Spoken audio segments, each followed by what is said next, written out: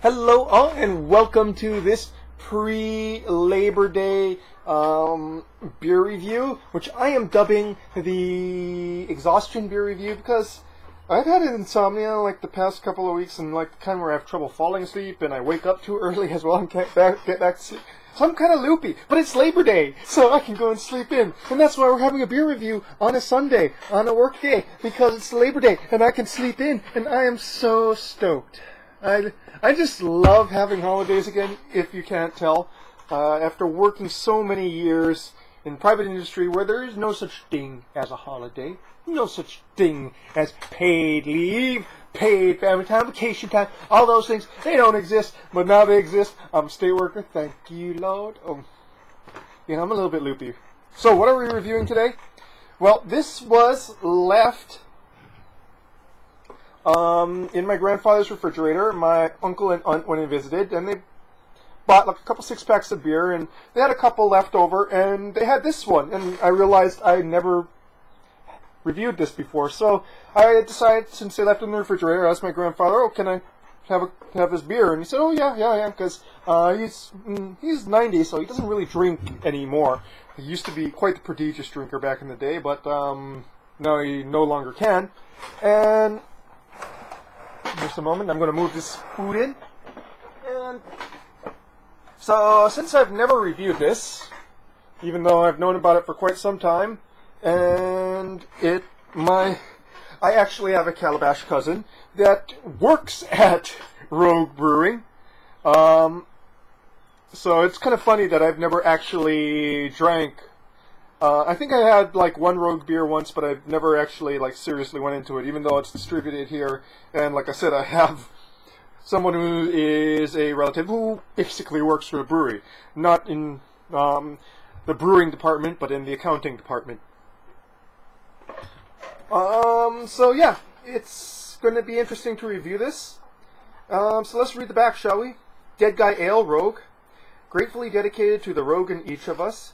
Dead Guy Ale is a Maibock style ale with a robust malt profile and a sweetness that is balanced by liberal use of bittering hops. 6.8 ABV. Now, I'm not sure why they call it an ale, considering that Maibock is a lager style. Go figure. But anyways, enough yammering on. I am ready to have beer.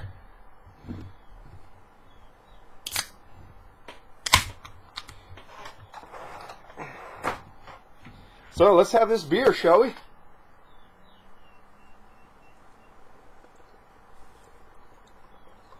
I think I've only reviewed 2 or 3 Bocks in the many years that I've been doing beer reviews.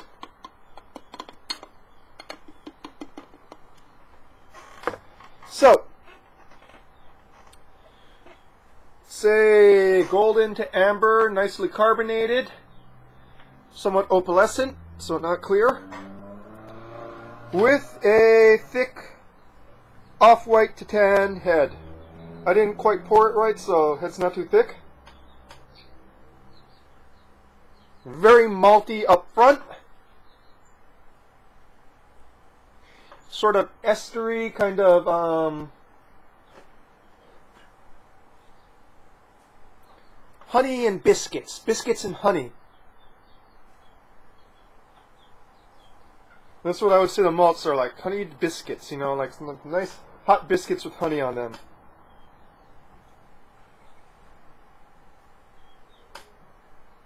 Some sort of flowery hops in the back there.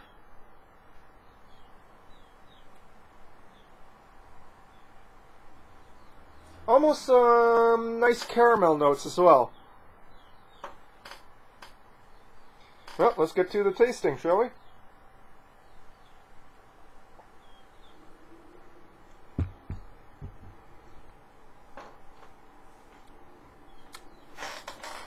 Fairly thick and chewy mouthfeel.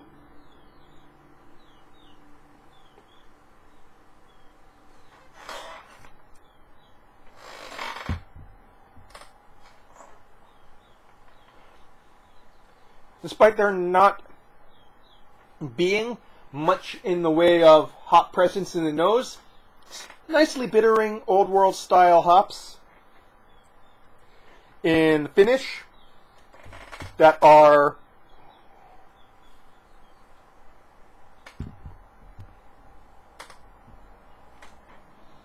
mildly spicy to earthy.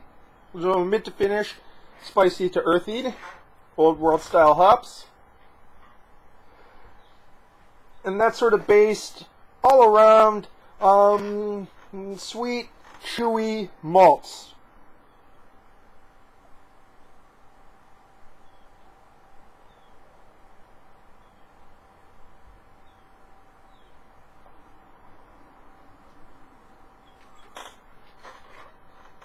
Malt is thick enough that it doesn't quite finish clean on the palate. You still have some residual sweetness, but you also still have that lingering hop bitterness as well.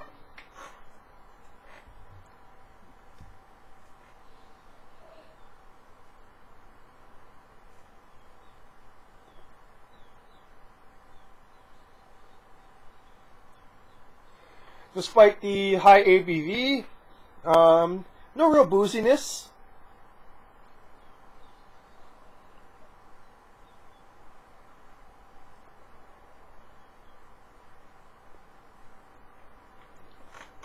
As for the malts, I would definitely say it tastes malty. This is really malty. I can't even, relate it to bread.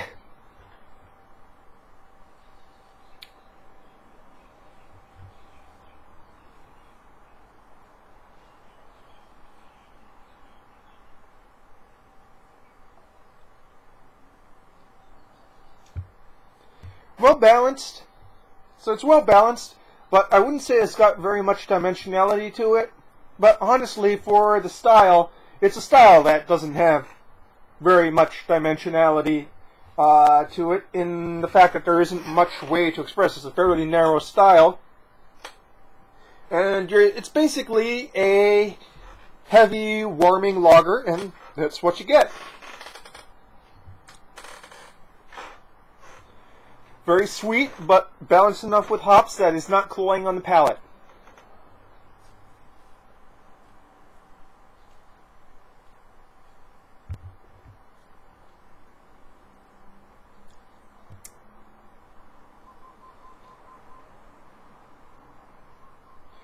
No, this is not really, in general, so I say it's well balanced and well made, but as heavy lagers go, I'd actually prefer something with dark malts, because I find that has much more dimensionality to the taste, especially the maltiness.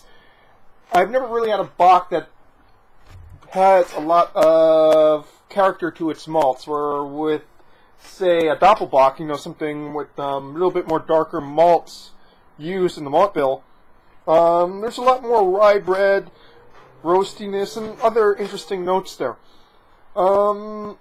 So I'm guessing that Bock is not that Maibock and Bock in general, the lighter style Bocks are not going to be ones that I'm going to be seeking out all that much. And even if I did, it would be rather hard to find. As I've said before, lager styles, unfortunately, are becoming a little bit unpopular amongst craft brewers, which is too bad, because I do like very many of the German styles, German lager styles. So, but I think this sort of characterizes it. The issue why they're having such issues with popularity. Okay, we have this great, well-made beer, and what can I say about it other than that it's well-made, well-balanced, and drinkable? It's not like, boom, you're whacked with all these taste notes. You just have something that's drinkable. And at this strength, you really can't pound it either, like you would with something that doesn't have a lot of dimensionality, but is very sessionable. After about, you could maybe do 2-3 of these 6.8ers tops,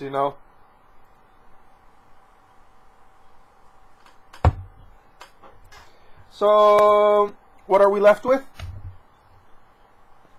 Well, great beer and a little bit of discussion about the difficulty with lager styles, popularity, and Good Guy Ale from Rogue Brewing. It's a It's a well-made beer, but in a style that is not really, I guess for lack of a better word, current with the zeitgeist of craft beer, as it is in 2019. And that is your beer review for tonight, folks. Cheers.